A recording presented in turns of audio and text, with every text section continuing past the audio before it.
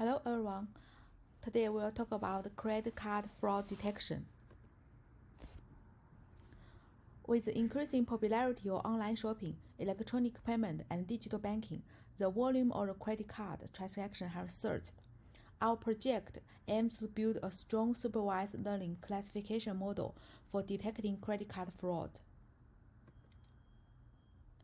Our methodology consists of 5 parts.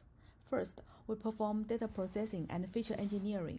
Then, we apply sampling techniques to balance the dataset. After that, we proceeded with model training. Next, we focus on model modification and tuning. Finally, we evaluate our model using key metrics. We choose 30 features from the raw data based on their correlation of the target variable and then transform and normalize them. In the sample section, we know that the credit card fraud detection is a problem. It's a typical balanced problem. The imbalance can lead to significant bias in our classifier, so we need to use sampling method to address it. To tackle the imbalance problem, we can use undersampling or oversampling. Undersampling reduces the number of majority class instances, while oversampling creates synthetic samples for the minority class to balance the dataset. We decided to focus on the oversampling for our main approach. We experiment with 2 techniques, random oversampling and smooth, and then compare their results. Smooth is an oversampling technique that creates new sample for the minority class. It works by selecting a sample and finding its k nearest neighbors. Then, it generates a new data point between the original sample and its neighbors. This approach helps boost the model performance and reduces bias towards the majority class. Logistic regression is typically designed to solve the binary classification problem selected as our candidate model. It applies sigmoid function to express prediction in the form of probability, use cross entropy as a loss function, and adopts the L1 or L2 regularization term to minimize the model bias.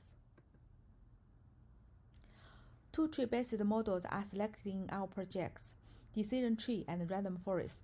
As the picture shows, the decision tree model basically tries to find the best splitting point for our samples. To evaluate the splitting point, decision tree usually use the intrusive loss or gene impurity as a measurement. Random forest, based on the decision tree, adopts the banking method that samples data with replacement and creates multiple decision trees to jointly make the prediction. Cross-validation technique helps us to estimate the more accurate performance of our model and allow us to apply the grid search method to find optimum hyperparameters that are tailored to our problem. According to the research result, we identified these hyperparameters that are listed in this table. Our models are trained in this setting for the following experiments. Multiple metrics are defined for assessing the performance of our model. Recall measures the ability of the model to correctly identify risky client out of all actual positive instances. The F1 score is a harmonic means of precision and recall. The ROC curve and AUC are used to evaluate the ability of discrimination on our models.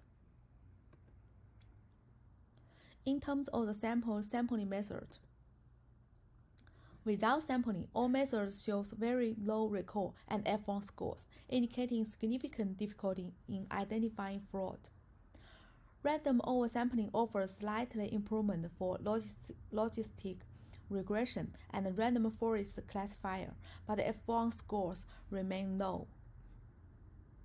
Smooth oversampling significantly boosts performance, with decision tree achieving higher recall and random forest seeing substantial F1 score increases.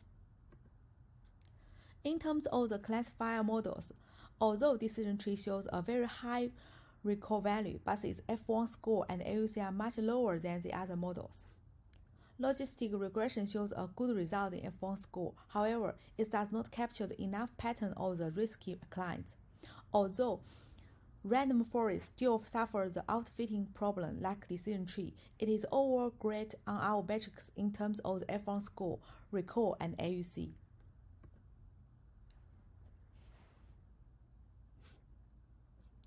In summary, smooth oversampling enhances model accuracy and reliability in our tasks, making it a recommended approach for addressing data imbalance.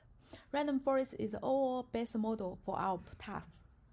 It shows a better capability of capturing risk client in complex datasets.